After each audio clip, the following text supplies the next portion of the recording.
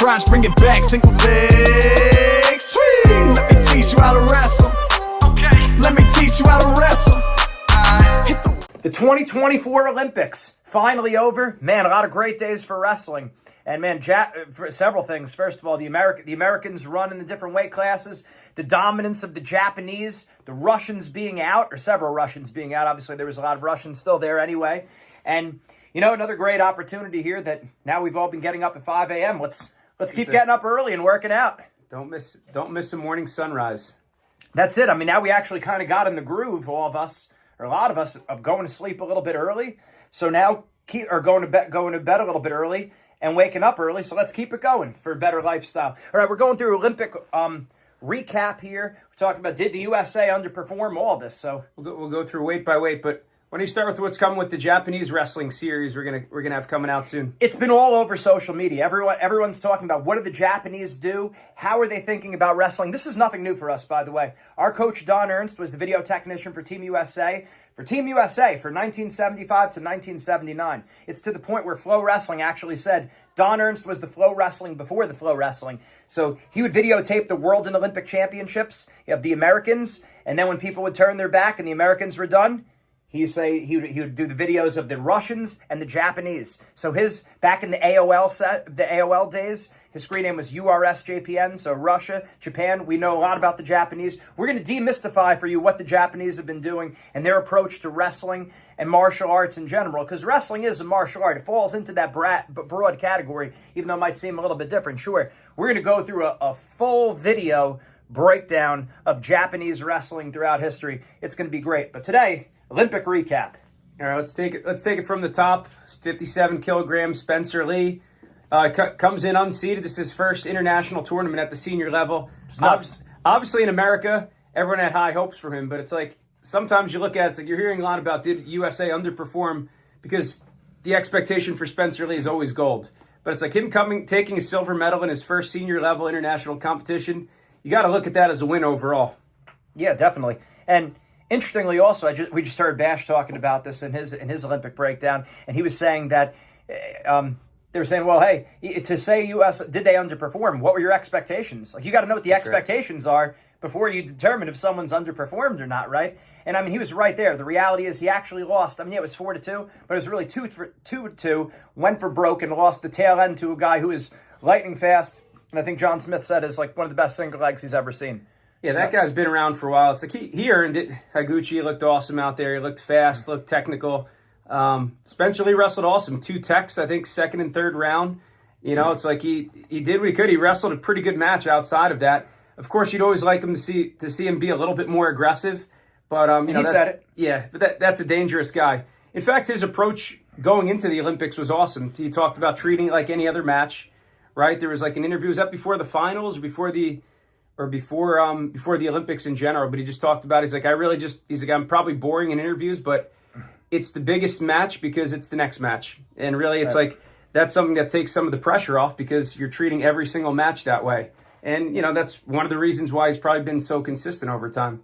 Right. The elephant in the room, of course, is you got the defending world champ, Michich, who is out, and the Russian who is out, who is the defending Olympic champ at that weight. So it would have been nice to have seen, I mean, Spencer Lee and Higuchi both just mopped up their semifinal matches against 2 really good wrestlers, but it would have been real nice to see like a true semifinals of battles there for the Olympics. Yeah, I would have liked to have seen Spencer do a lot more. And he said it in his again, it's easy to say looking back, but he said in his interview he wishes he would have done more. He needs to wrestle more. That was my exact thought. You got to make things happen, and it really comes down to philosophy, right? Like, you could have a philosophy of, I don't want to make any mistakes. But what we've seen on our end, working with a lot of wrestlers, the biggest regret for people is usually not that they lost, but they could have done more. And when you think about it, it makes sense. You're breaking your back, drilling your technique, working on moves, and then to have that regret after it's over, I could have done more. That's absolutely horrible. So we're always very hard on erring on the side of, you got to go for it. I know not all coaches are going to agree with that, but we listen to the heartbreak stories all the time from these people, what the biggest regrets are. These kids are opening up to us. Coaches open up to us. Parents open up to us. And it's pretty darn unanimous that they wish they could have done more. So we always err on the side of aggression. Yeah, most people after the fact, you can lose 2 ways. It's like you look back and say, well, I wasn't aggressive enough. I wish I did more. where he could say, oh, I made a mistake. Maybe I was over-aggressive. I shouldn't have taken that shot. I shouldn't have taken that risk. But when you look back 5, 10, 20 years from now, it's like you're much rather going to say, you know what, I went for it. You know, I took the chance. I went for it, as opposed to like, and we could get into Kyle Snyder a little bit too, because we talked about this before, you know, maybe holding back a little bit too much, trying to hand fight, wear the guy down. And But didn't seem like he was doing more earlier in his career. Of course, the guys didn't know him maybe the same way as they know him now. Yeah, and you know, I mean, it's a valid strategy, especially against the Olympic champ. But you know, again, looking back, I'm sure he's going to kick himself and wish he took a few more leg attacks earlier in the match, because you could wear the guy down with hand fighting, you could wear him down too by attacking, going after the legs. Yeah, so that's why we're saying we're always erring on the side of be aggressive, try the moves that you're breaking your back to learn and to master and to perfect. Don't look at it as say, oh, I could have done more, because now Spencer Lee, who is a guy who's clearly in the hunt to win an Olympic championship back in 2021. Well, I mean, he was banged up and injured then, but he could have very well possibly. Dennis said back in 2016, Dan Dennis, when he was the Olympian, he said Spencer Lee, you know, might have done better, probably would have done better than him at the Olympics back in 2016. So now the downside is Spencer Lee's got another 4 long years to basically just do what he could have done the other night and be more aggressive. We're not picking on the guy. He's one of the best wrestlers we've ever seen. Spencer did awesome. He looked great. Yeah. He's always fun to watch. I'd like to see him have a quad at Penn State. I think it'd be cool. I think he could use some of that perspective, you know, just enjoyment of the sport. Not that they don't talk about it all at Iowa, but I think he would do well at Penn State. Fresh perspective. And again, we love Iowa too. So sometimes you just need that change of pace.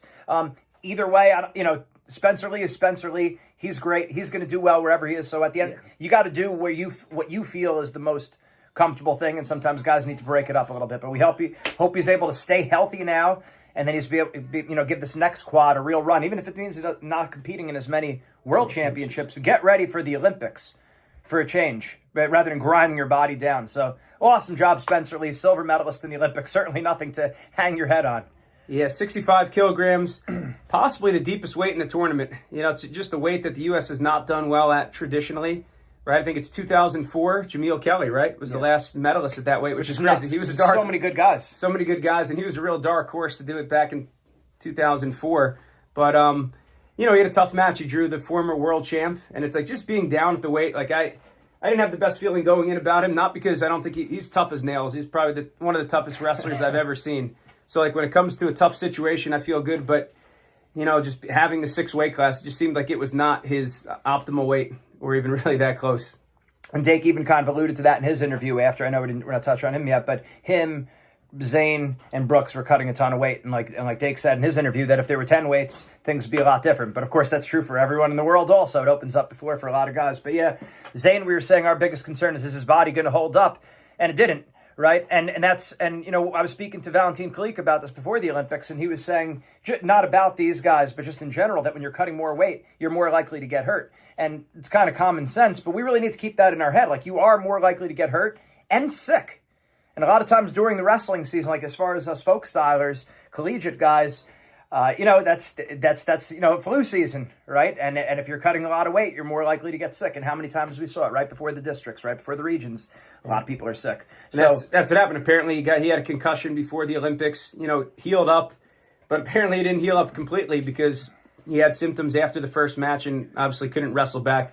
No one's questioning his toughness, right? Could have he done it? It's like if he was healthy enough, he would go after it. You know, he's the guy. It's like if you're in a dogfight, you're always picking Zane Rutherford. So we hope he heals up. Musakayev did in place. That's how tough a weight it is. When we had our interview with Yanni, a lot of you saw, he said that's like one of his favorite guys to watch. And how about Sebastian Rivera, Seabass, New Jersey? That's the bright spot at 65 kilograms. Man, the guy just has the will to win. He's fun. He's been fun to watch. We've known him since he was a little kid, and he's one of those guys that just he could always pull it out when he needs to. He just gets after it and he finds a way to win. And then you got to give a shout out to Buxton there too. That's right. Basically saving the day for him. What was the situation? So 8-4, he's winning. He gets thrown. Kind of a questionable call. It's 8-8. He looks to Buxton. Throw the brick because I think there was like a minute and a half left, something like that. Buxton tells him, he's like, no, that was 4. I think Rivera said something to him again. He's like, get your butt out there and wrestle. That was 4 points. Turned out to be a really important move because he would have lost the call. So he comes back. He's down. He's up 8-4. No, it's tied 8-8. He gets pushed out. It's 9-8.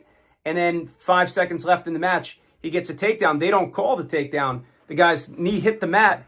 He has a challenge still. I was going to say challenge brick. Now they just press the button. He still has a challenge. He wouldn't have had that challenge had Buxton let him make the challenge earlier in the match. Wins the challenge at the end, wins the bronze medal. Thank you, Coach Buxton. Awesome wrestling, Sebastian Rivera. Burroughs credited Buxton there. Yep. On air too. Yeah, on air, and then a tweet later on. And Seabass confirmed it himself. So that was That's awesome. right. Awesome win. Congrats, Seabass. Coach Steve Rivera, Elite Wrestling Club. Hats off to him. Rutgers, Scarlet Knights Wrestling Club. Donnie Pritzloff. Obviously, all of Seabass's family, the whole Elite family, just great. CBA over there. So just really great. And it's crazy because, like we were saying, you go through the Olympic trials. If he's in the United States, it's hard to make it out. McKenna, Yanni, Nick Lee, Zane Rutherford. Obviously, clearly he's capable of beating all of those guys, but it's hard to beat all those guys on the same day, back to back, or right next to each other. So that's really hard. But that's why these competing overseas, clearly it's going on in Russia too, and those guys are having success. A lot of those guys who are winning medals for different countries, Uzbekistan and stuff. So a lot of these guys are from Russia. So three gold medalists that are Russian. So three wrestlers from Russia wrestled other countries. Freestyle. So 3 of the 6 weights, half the weight classes were Russian wrestlers competing for different nations. And then I think there are 3 or 4 bronze medalists. So they were there. Russia wasn't there, but they were kind of there. Yeah, even though 3 of their Olympic champs weren't there. 3 of the defending Olympic champs were not there. That are still competing. So yeah, that's still the elephant in the room. It's like what would happen? I mean, Japan with such a great tournament. It's like, how would have they done again if Russia was in there? Yeah, I know. Who knows? And again, the Iranian who beat Zayn real bad, it looked like he was going to win the whole thing. It was a real funny video I put out. I've been saying it to my kids the whole week. I am not you. I am the king. King. And we were cracking up about that. And it's like, yeah, this guy's probably going to take it. And then the Japanese guy goes out and beats him. Cool thing, after the match when he was celebrating, he put the medal around his mom. It's a guy, out of all the victory celebrations we've seen, we never really saw someone, if they get off the podium, go right to the stands and put the medal on their mom or on anyone. Yeah, well, we haven't seen it anyway. That's true. Well, hopefully we do in 4 years in LA. Which would be awesome. That's right. Back to the U.S. All right, so that's... Dake, 74 kilograms. Obviously, if you're an American, you're expecting Kyle Dake to win just because you know what a competitor he is. It's like... Heavy favorite, Vegas odds. Yeah, that's right. He was a heavy favorite with Sidikoff out. But, I mean, that, again, a really, really tough weight class. I mean, there's some big-time competitors. Takatani, the guy that beat him, I have to say he was on my radar before the tournament. I think it was last year he beat him in the Worlds, 6'4", something like that. And I remember the guy being, really giving him some problems. Now, I would have never bet against Dake. No. I didn't bet against Dake. But, that guy he wrestled a great match. If they wrestle again, could Dake beat him? Sure. He's going to have to protect his legs better. But hats off to Takatani for winning that match. That was a real mixed emotions match. It sounds funny because obviously I was all for Dake. There's no part of me that didn't want to see Dake do anything. One of our favorite wrestlers of all time, but dominate him. And as far as a symbol of mental toughness, a scientific approach, Kyle Dake is tops.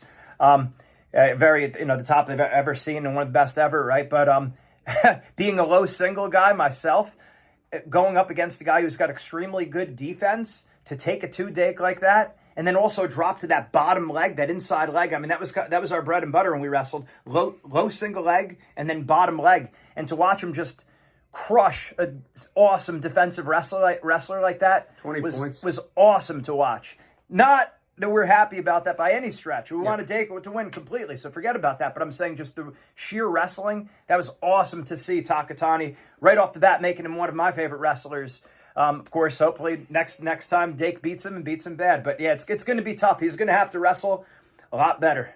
Yeah, that would be. I mean, when you think of technique, it's like if you're a low single guy, watch that video how to finish a low single. It's because if you finish it in freestyle, it's a lot easier in folk style, right? Because you can't get exposed as easy. And then the same thing, I think of Sidikoff with the high crotch, right? He's a master at finishing from a high crotch, which is even tougher because your head's on the outside in freestyle. And he does a great job of getting takedowns and not getting exposed in freestyle. So those are 2 guys you got to look at. Low single, high crotch finish for technique. then we'll get to Aaron Brooks in a moment before we talk about the winner of the weight class at 74. But Aaron Brooks holding on to that leg, an example of not how to finish the low single. Again, it's the tail end of the match, not taking nothing away from. We'll talk about it in a moment. But and getting exposed at the tail end, which again could happen to anyone. But watch Takatani for how to finish that low single. I know we need to do some video analysis of that ourselves. The champ from Uzbekistan, who had one whale of a road to go in there and win it. He had Kadi first round. My pick was Dake to beat Kadi in the finals. Dominated him. I think Kadi was, well, they said something he wasn't at his best. I don't know how many of these guys are actually at their best anyway. But he dominated him. Then beat the guy who took third, right, from, where, Albania? Or he took a bronze? That guy take a bronze? But whatever, he won, and then goes out and beats Takatani, which I definitely didn't see happening after he beat Dake with the pin. That was a weird call. Didn't think he was pinned. He was not pinned, I would say. Burrow said it's very hard to pin a guy from his here. shoulder was up like this. I didn't see any change at all, and then they called the pin. We were all confused. In fact, right away, I'm watching it, and I'm saying, why would I'm like, this is ridiculous, because it's hard knowing the rules. I don't know the full rules of freestyle. I'm like, why did they stop a cradle? Like, he's on his back, and they're like, and there's the fall, and the guy won. One thing that stuck into my first thing I said, who does this guy look like? This guy looks like someone. Then we think Knox.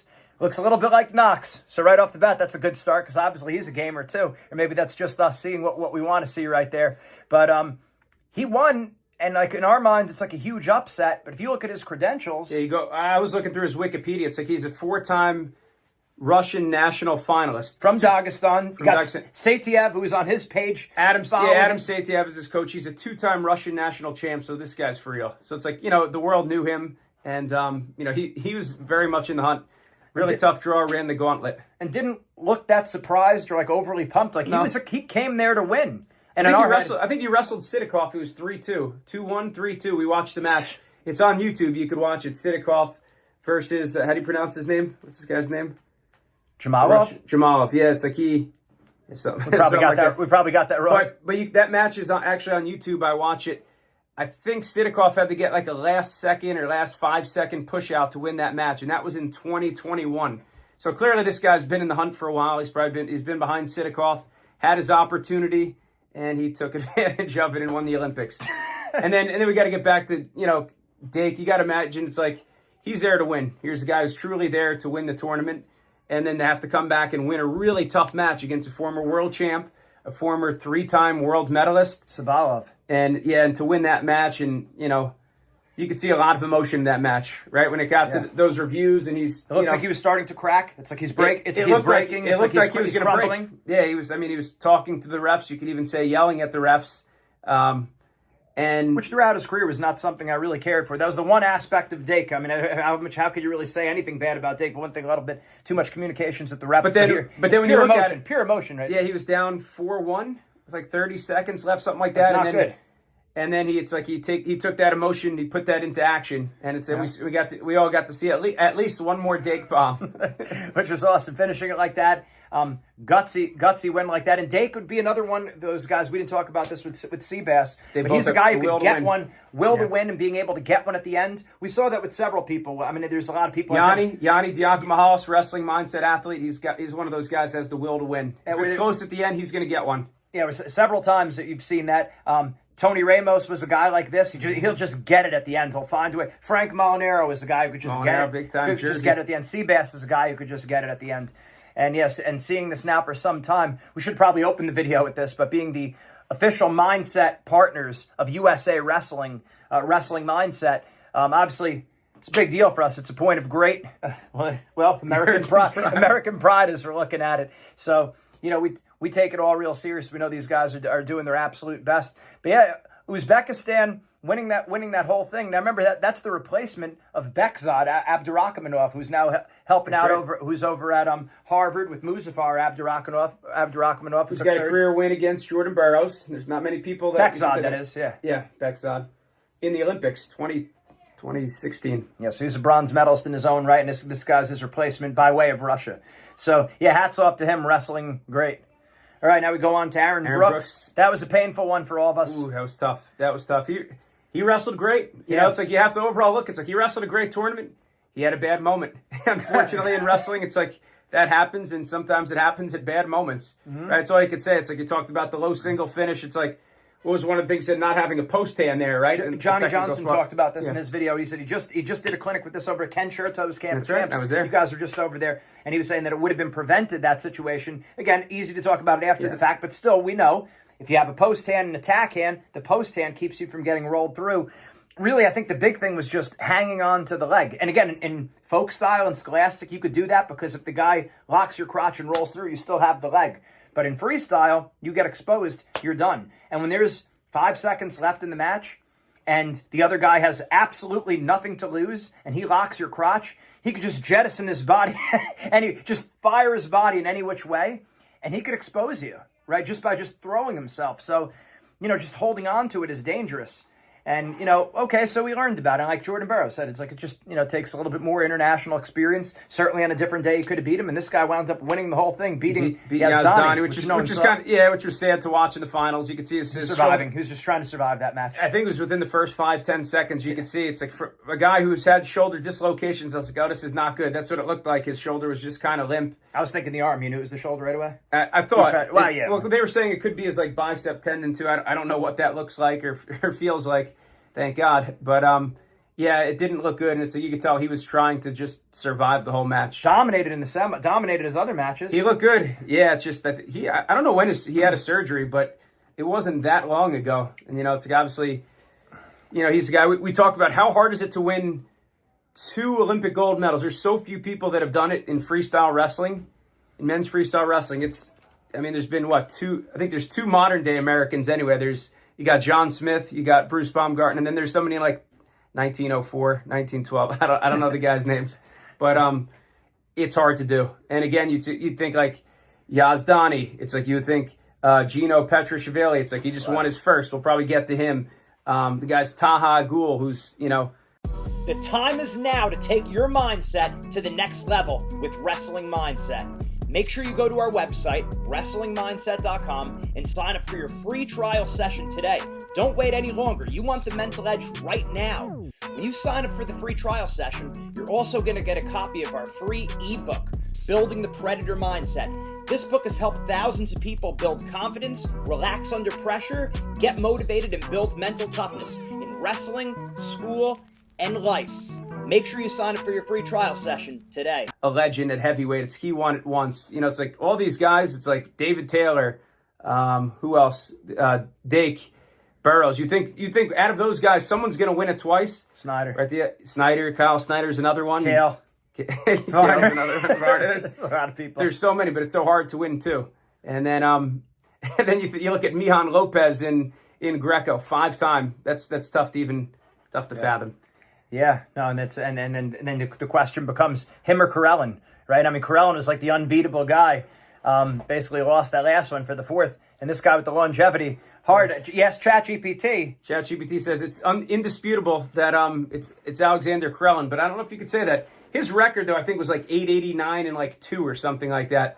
So if you're just looking at record, but it's like 5 Olympic gold medals, that's crazy, nuts. And I heard they were posting, and I want to hear more of these actually on Twitter. They were posting Mijan Lopez feats of achievement. And they said, I think it was Angel Escobedo or Sam Hazewinkle, they said during a training camp, it was the most impressive thing they saw. He's got to be about 300 pounds, especially when he's not on weight. He put 2 45-pound plates on his knees in seated position, climbed a 25-foot rope. This is absurd. A guy darn near 300 pounds. 25-foot rope is a high rope, first of all. This guy's 300 pounds. That's going to be really tough to do at that weight. And he's in a seated position with 2 45-pound plates on his legs. And he climbed the rope. That's a feat. Yeah, it's nuts. It's nuts. As we were talking, I was thinking of who were some of the other American wrestlers we could shout out that were from different countries. Austin Gomez, who was just on our show. Ethan Ramos, both guys from Mexico. Ramos. Darian Cruz wrestling Darian Cruz, awesome. Very close. That was a painful one. RBY, Mexico. Bravo Young, yep. So I was just thinking of, I'm sure we're missing some people here, but 86 kilos, again, the big elephant in the room is, would have David Taylor won the whole thing? Yeah. And I think all of us know the answer is yes, he probably would have won it. But we don't know for sure. That guy was a block of a man. Yeah, the Bulgarian, he was strong. He was clearly there to win. And you gotta qualify, like an Aaron Brooks. darn near beat that guy. So it's hard, but like that international experience of David Taylor, and because he's such a scoring machine.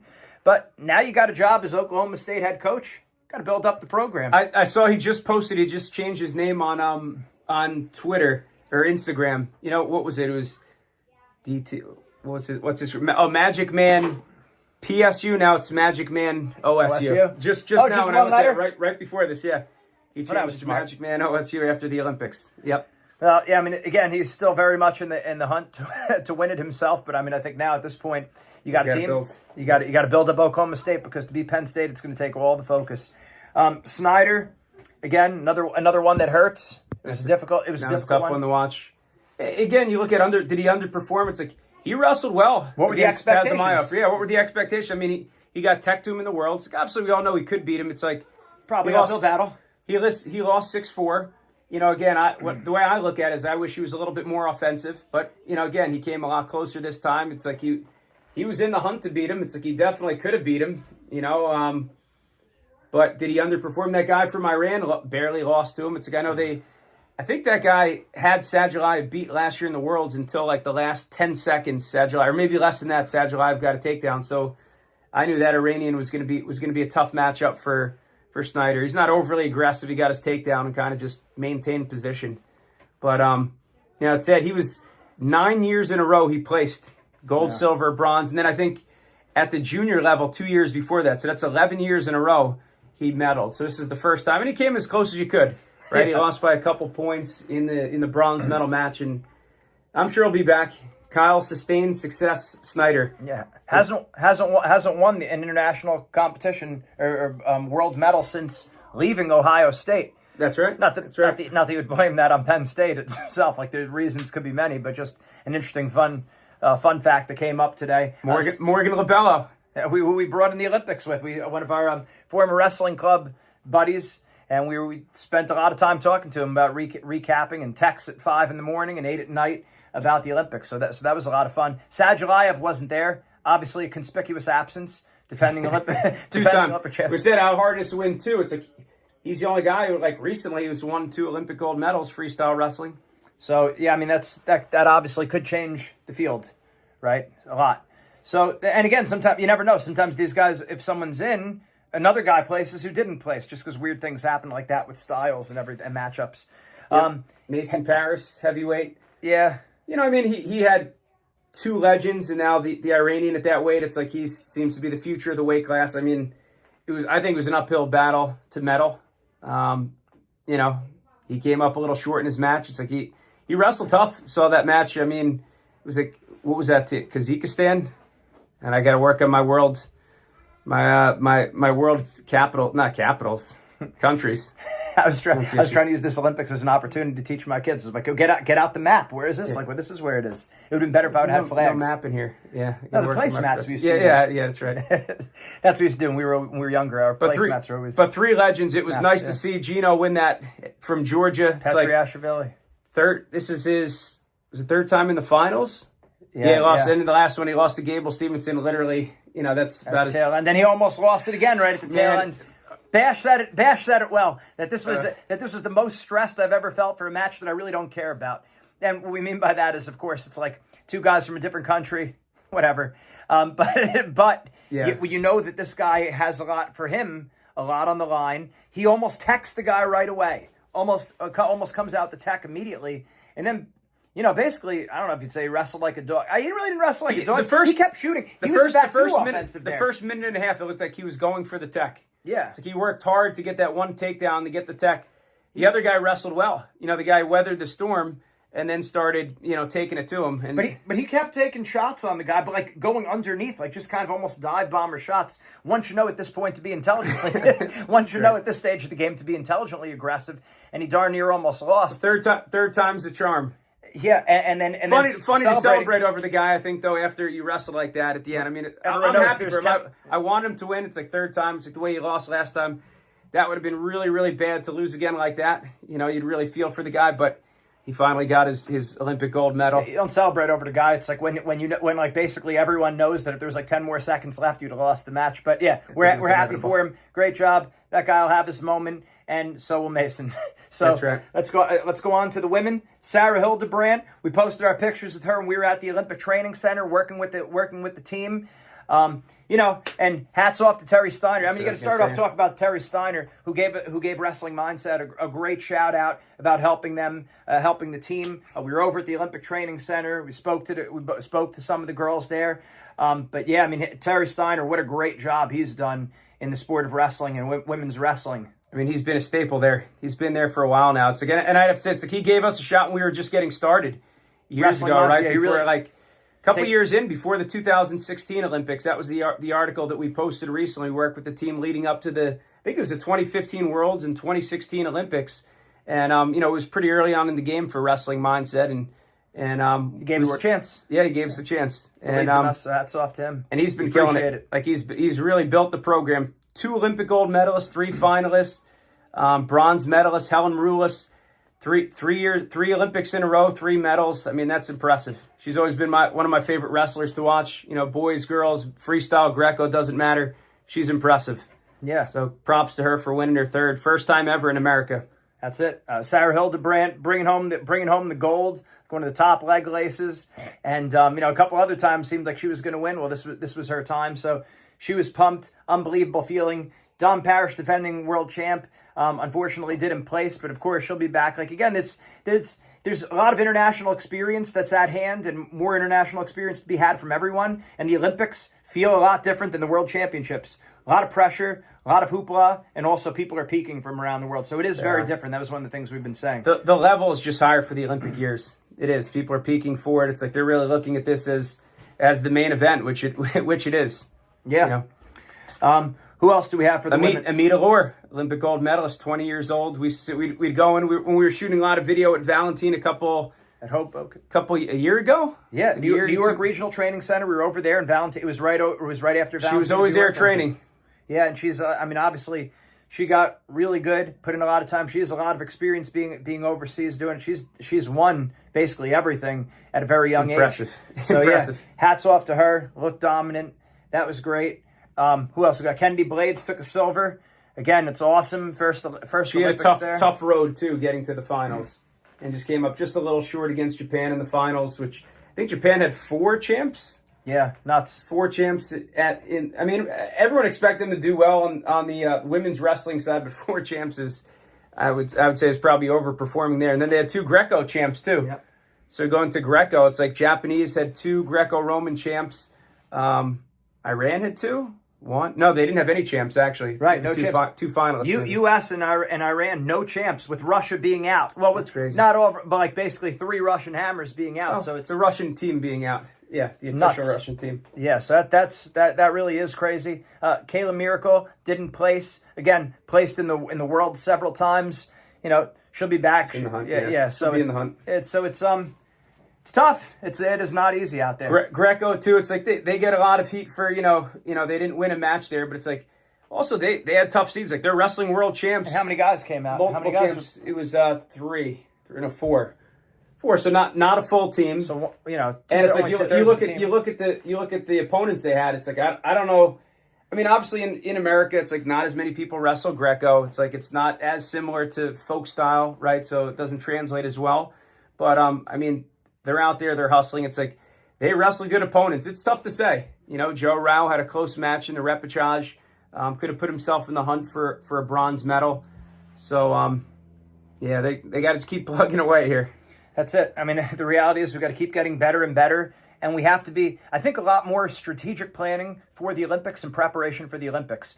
We're going to have, like I said, stay tuned, because we're going to have an awesome video on a full breakdown, demystifying the Japanese, their history, where it came from, their animating spirit of their sport, and how they approach wrestling. We've got a lot of great stuff there. But when you think about it with America, one of the things that I think, like, what are our countries, like, animating spirits? And again, this is like a very painting with an extremely broad brush here. But what are some of the things that it seems like everyone really values? Like a pure hard work, Gable mentality, which is great, right? And then also hey, I want it all. Like in America, like the land of opportunity, the land of the free, home of the brave. It's like, I want it all. And the downside of that is sometimes when you say I want it all, you end up with nothing. Obviously not nothing, but you end up with less than a suboptimal outcome.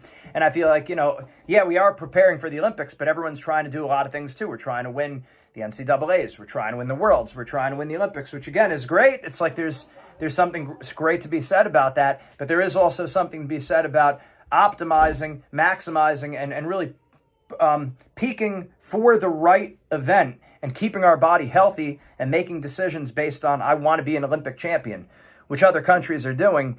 That I don't know if we're thinking about it, it's on our radar, but I don't know how much we're keying in on that. And I think that makes a real big difference.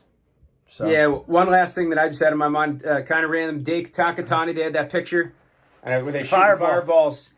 You see that picture? We just posted up on our Instagram, and I think it's a good thing to remember that it's like it's a sport at the end of the day, right? It's like everyone knows that Kyle Dake is the ultimate competitor.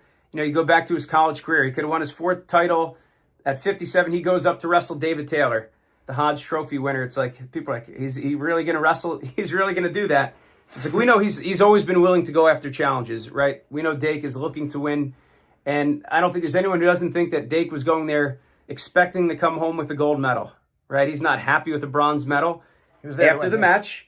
It's like the guy who beat him, Takatani. They're playing around, joking around after the match, keeping things in perspective. At the end of the day, it's wrestling. Yeah, you're there to win, right? You want a gold medal. The guy beat you. It's like he's beat him plenty of times too, or at least a couple times anyway. And they're messing around, having a good time, staying in the present moment, right? Yeah. So wrestling is not life or death. And it's like when you watch the Olympics in general, that's one of the things that I think about a lot. It's like a lot of these people are going to be struggling big time after the Olympics because things are not kept in perspective. Yeah. And you treat it differently, and this is why mindset coach is so important at any level. And you can't talk about the Olympics without talking about Simone Biles, who really stamped herself as the GOAT and among the GOATs of all sports. Like, she puts herself in the hunt as who is the GOAT of all GOATs. She puts herself in that conversation with this Olympics, and she said she was religious about meeting with her mindset coach every single Wednesday. She did it. She credited her win to her mindset and to her mental training. Obviously, she has the tools. She could do things with her body that other people can't. But she put in a lot of time on her mindset, and a lot of athletes spoke a lot about mental health, mindset. We heard Burroughs talking about having one word you're telling yourself. People speaking about resetting. They might have been using different words with all this, but there was a lot of talk about focus, confidence, relaxing, pressure, a lot of pressure and what people would be dealing with. So she put her time in with that. Obviously, a lot of athletes are putting that time in. We noticed with the Japanese, what was their approach coming in? What did you said? That's about right. That? I noticed if you watch women's wrestling, Greco, and men's freestyle, it's like they were coming into the match every time, smile on their face, looking at the crowd, pumping their fists. They look ready to go. They look excited. They look happy, and they looked like they were keeping it in perspective. They were enjoying the moment as opposed to, oh, this is the Olympics. I just want to get this over with. I just want to win and get this over with. They were enjoying the moment. And then you see that again with Takatani. He got pinned in the finals. Like, he wanted to win, but he was still able to enjoy the moment after the Olympic finals. And then with Dake when they're messing around on the medal stand. And you realize you might as well have some fun with it. Like, you're Olympians, and you're not an Olympian frequently. You might as well you might, just because of how much time passes in between. Unless you're Mijan Lopez, right? 6 Olympics, which is extremely rare. And like Burroughs said, you have to also be lucky to be an Olympic champ. So these guys they're enjoying themselves, and that's also one of those things that I'm sure those guys probably get a talking to. All the Olympians before the Olympics are doing. We were talking about this, possibly some kind of pre-scolding of, hey, you're representing the country. You have a lot of fans. I mean, you see like a lot of people, they're bummed and like they're upset. You hear with interviews, like we heard Spencer Lee's emotional interview at first. He was fine, like he was good with it, just obviously very frustrated. And then he made an awesome post on his page. Thank you to everyone. It's like, they know. It's like there's a lot of people who are going there supporting them. Yeah. And you listen to like what the fans are saying. I know it's disappointing for Dake, Brooks, Burroughs, all the guys who are out there. But hey, like the fans are saying they'd go there no matter what. They love watching those guys. They're the favorite wrestlers, and they're heroes there. So, hats off to all those guys and the people who didn't place. And we say guys, we mean the girls too. Yeah, one guy we got to bring up. Miles Means another one. He was just short of the podium. American, wrestled for Michigan. We've had him on our podcast. We've been on his podcast. Team Awesome Amin. family, Yeah. Team Amin. Oh, yeah. He's another guy. Will to win. It's like he was so close to getting that in that bronze medal match and throughout. It's like, I mean, he's a guy who's so close, just always enjoyable to watch because he's going to get after it. He's got that will to win and pull out the matches. Came out a little short in that last bronze medal match, but representing San Marino. But everyone knows he's a Michigan guy. Trains in America. It's like shout out to the Amin family, and I'm sure he's going to be back and do some great things. He's been consistent too since he jumped on the world scene. Yeah, so just awesome Olympics. Obviously, first and foremost, wrestling, but all the Olympics. Now we got to do is we got to go back and not just watch the matches, but interviews. Many times. So we got to watch the interviews. What I like to do is do some interview breakdowns, just like I did for the NCAA's. Some talking points of what they're saying and pointing out to you the things that you should be focusing on when they make certain points. These Olympians, what should you be taking from what they're saying? So we'll help condense some of that information for you. Like I said, we're going to demystify the Japanese wrestling school. We're going to have a great video on that coming up. I'll get deep into the history as well as their philosophies. And one of the things, just a little teaser for that, a lot of that's coming from the judo background. Jigoro Kano, who is founder of judo, and his big perspective, the underlying principle was efficiency of mind and body. And he was a cerebral guy, and he put the mind before the body, but he's thinking about both. He's not just thinking body, he's also thinking mind, and there's no doubt about it. Not only these Japanese wrestlers, great wrestlers, they had a great mindset. Like Jeff and I were saying, these guys look like they're sports psyched up. Oh, big time. So, awesome Olympics. Watch the matches, watch the interviews. I will say one thing on a personal note now that I think about it. After the disgrace in the opening ceremonies of the Olympics when they mocked the Last Supper, which was a disgrace for mocking Christians, as well as a Jewish first century Passover, and a lot of people would say it's like, well, it wasn't the Last Supper. They were doing something else. Well, either they were mocking Christianity and Judaism, or they were too ignorant to realize that, how many billions of people would take it that way. So either way, it was a disgrace. What I am happy about, not saying anything more about that, was a lot of athletes. It didn't stop them from thanking God, giving glory to God, even when they were threatened.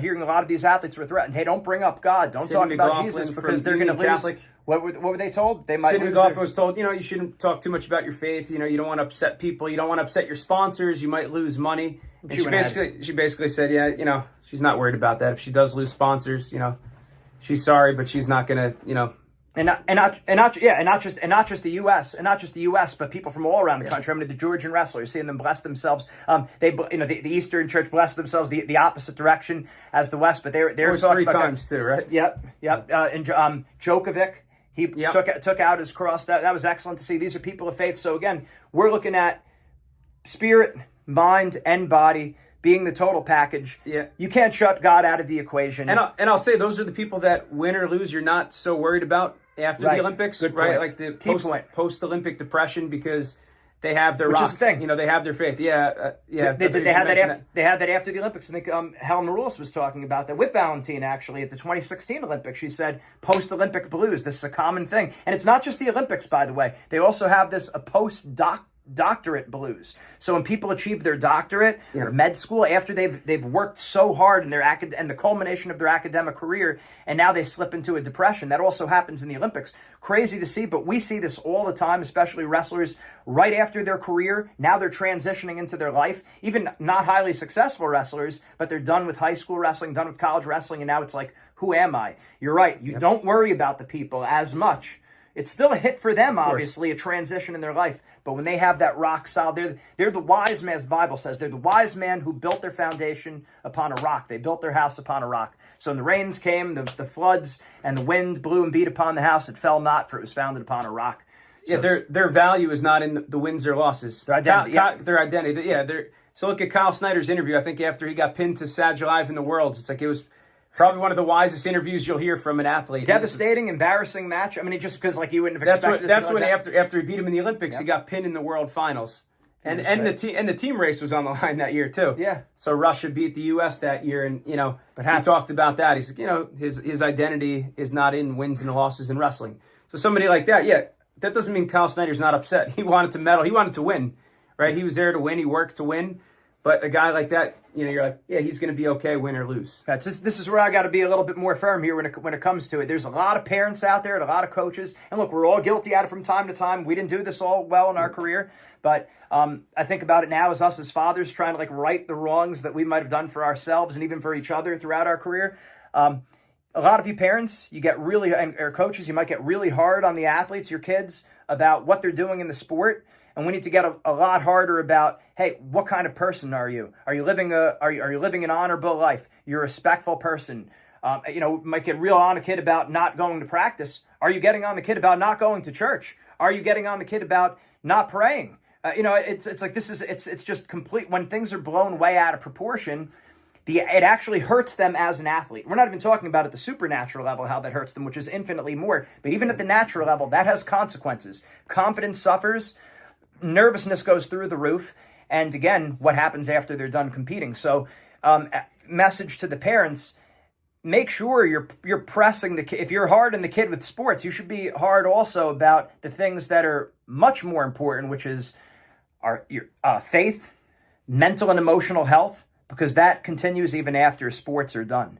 And that's really what wrestling mindset, winning mindset is really all about, using wrestling, using sports as a vehicle to build virtue and mental skills for wrestling, sports, school, and your life. So be the total package, spirit, mind, and body. Awesome Olympics. Make sure you watch the interviews. As we always say, mindset makes the difference.